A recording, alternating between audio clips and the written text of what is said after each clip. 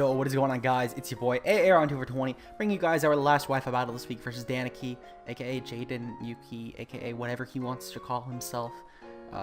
He is a good friend of mine. Very thankful for him for these Wi-Fi battles this week so I can get a start up on uploading. I realize it's a little late, holiday sent me back, but we have an OU game versus Dan. I decided to bring Hard Rain with Coco, Megapert, Naganadel, Pelipper, Ferrothorn, and Hawlucha, because I really like Naganadel over Kingdra personally on this team. It's a modified version of NJMP's team. Like, for example, I put Hurricane over Defog and Pelipper, and I moved Defog to Coco because Coco could afford to run it since it really only needed a couple moves, being dual stab and a pivot option, which I put Volt Switch.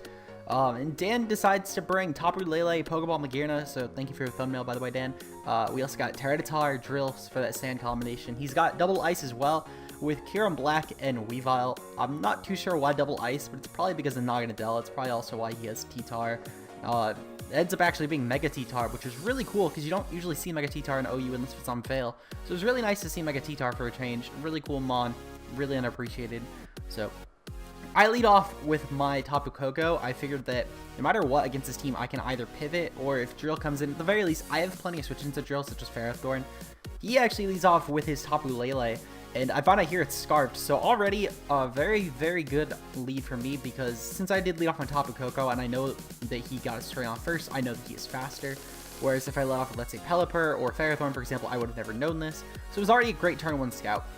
He does go into his Tyranitar, however, so that's not really too bad for me, because I actually U-turned out. Had I not U-turned out and I decided to stay in and hit with like a Thunderbolt, for example, this could have sent me back a little bit, but I'm still keeping up the momentum, luckily.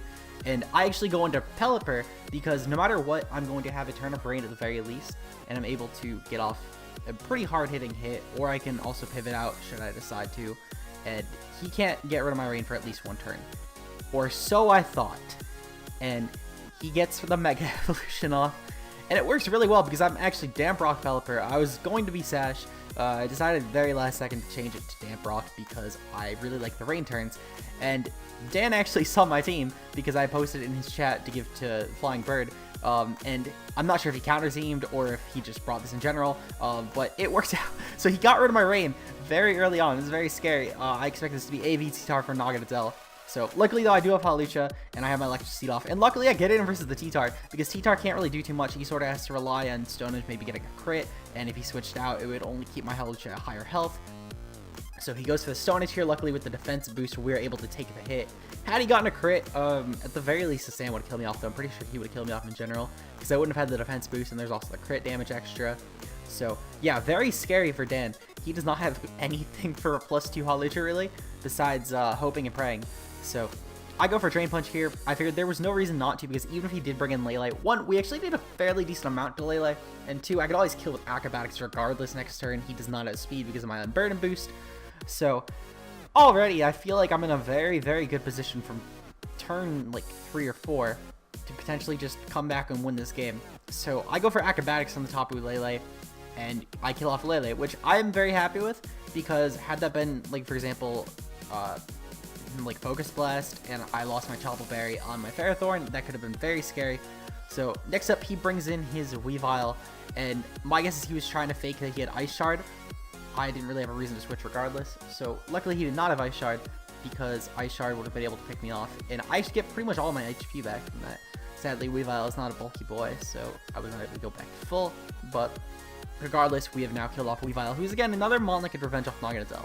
So it's very, very nice for Naganadel to sweep that game, even if we do not kill, for some reason, with High Jump Kick at +2. So Dan actually lives this hit. Not sure how, because Dan was actually not bulky Magearna. Actually, I think he was. I forget his spread in all honesty. I know he mentioned it in the battle, but I forget if he was either max HP or max speed. I forget which. But regardless, he lives, and I don't know how he lived, and he gets a +1. But luckily, when he was max HP, I remember, because I brought in my Mega Swampert here knowing I would outspeed because I'm adamant. Because we were actually in call during the game. It's sort of just a fun game. It wasn't really too serious, but yeah. So he was max HP, and that's why I brought in. That's why I brought him a Mega Pert, because I knew he was max HP, and I knew I outsped because I was adamant. And I clicked Earthquake here. I figured there was no reason not to. He doesn't have any switch-ins to Earthquake for that matter. That's sort of my one problem with Dan's team, actually. There's no flying type on it, and his team's fairly weak to Earthquake, but otherwise, I mean, it's a really cool team, and again, it was just for fun, so it doesn't matter too much. So I stay in here actually with my Mega Swampert. I figured there's not really a reason to switch out because no one has switched into Kyurem-Black. It's a very, very scary mon. So I just click Superpower. I figured if he's really Iceam Z, I'll find out. He's actually very, very bulky though, as I see, because I actually outspeed him, and that definitely should not have happened unless he was extremely bulky, which is probably the only reason he lived the hit as well. So I switch out here. I figured I can go to Tapu Koko because maybe he's like a bulky band. I wasn't too sure. But regardless, I mean, I don't really need Koko. Mega Swampert could kind of do a lot depending on his Tyranitar investment. So he actually also doubles here, and he goes into his Mega Tyranitar, which is a little scary for me, but at the same time, I can always U-turn off. It's not going to do as much, though, because he's already Mega this time, whereas earlier in the game, he was not Mega'd, which is when I did just under half. So it's a little nerve-wracking because I don't exactly have a great way to deal with Mega Tyranitar, at least in terms of switch-in. I mean, I have Ferrothorn, but if he goes for Fire Punch, then that's fucked over. If I go into Mega Swampert, it's a sack at this point, which is what I end up actually doing because I figured that I could just sack. And sadly, he goes for Dragon Dance. So I'm very, very terrified of this thing because he went for Dragon Dance. And it's not going to be fun because I have to sack my Mega Swampert here because nothing on my team can switch into this. Nothing on my team likes to switch into a +1 Mega Tyranitar. So at this point, I actually forget that Tapu Koko does not outspeed, which is the only reason I brought in Tapu Koko, because Tapu Koko could have potentially revenged this thing off later on. So I forget that I do not outspeed, and I was panicking because he outsped, and I was like, oh my god, how am I going to beat this? But then I remember he does not have Fire Punch, because he's actually revealed his whole moveset, being Dual Stab and Earthquake. So I know for a fact I'm going to live a +1 Earthquake. I will not live 2 of them, but I can live at least 1. It's going to do a hefty amount of damage if he chose to stay in, but he doesn't. He goes into his Excadrill, which is very reassuring for me though, because since the sand is up, I'm able to actually do a hefty amount with Gyro Ball. Regardless, I can get up hazards at this point, which is actually what I plan to do. I get up rocks because I figured that he can't exactly bring in his Kyurem if I get rocks up. So I can essentially, at least I think, that's what I think. I think that he cannot keep Kyurem alive if I get rocks up, though we'll find out later in the game that is not true, but I'll talk about that in a bit.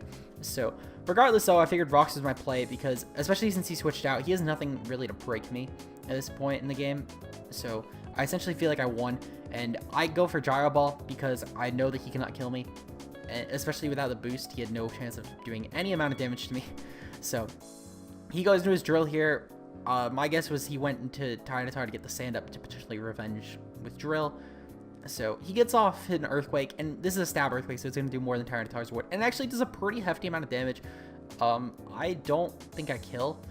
Regardless, though, yeah, I don't kill. Yeah, he lives on, like, just, I was going to say, I didn't remember. I could have sworn he didn't kill, because I remember my Ferrothorn dying before I bring in Naganadel. But he kills me off, and he dies to the Life Orb, luckily. Had he not been Life Orb, that would have been game there, because, well, at the same time, he wouldn't have been doing nearly as much damage. But let's say he was like Earth Plate, for example, then he probably could have still won the game right there. But regardless, though, his drill died, and I'm able to bring in Naganadel, and I think it's game here, except for that he lives on, like, I think he said it was like 3 HP. It was something really small, like single digits, and I'm just bamboozled. But regardless, he actually gave me a very, very nice attempt to end this game off with a Dragonium Z Draco Meteor from Naganadel. Very broken mon. Obviously couldn't really showcase it in this game, that's why it's not on the thumbnail, but it's still a very broken mon regardless. I'm very surprised it has not been banned yet. It is past when I predicted it would be banned. But yeah, I just want to go for overkill here though. There is no real reason not to click Dragonium Z, or really any move. I could have killed with anything besides, well, yeah, I could have killed with Sludge Wave. I was going to say, the reason for clicking Dragonium Z, I guess, would have been so I didn't miss a Draco. And it still is a lot cooler of an animation than Sludge Wave, so why not? And then Fire Blast again, same reasons, clicking Dragonium Z because I didn't want to miss. So that's it for these games versus Dan. Hopefully I can battle Dan again in the future. Very, very solid opponent. Make sure to check him out. Links in the description below as per the other videos. And speaking of the other videos, there's a playlist at the end of this. I will start remembering to put the playlist at the end. In the end cards, but yeah, so the playlist will be there if you guys want to check out any other battles I've done versus Dan, such as the Ubers once a day or another week, or even other battles that I've done in the Ultra Sun and Moon metagame. So if you guys enjoyed, make sure to leave a like down below, make sure to subscribe to keep up with my Wi-Fi battles, and I hope to see you guys again in the next video. next Monday, I believe. I'm not sure if I'll upload Quinn's, Ben's, or the other person that I am trying to still find for Wi-Fi battle first, or what order I'm going to. But yeah, I'll see you guys in the next one. See ya.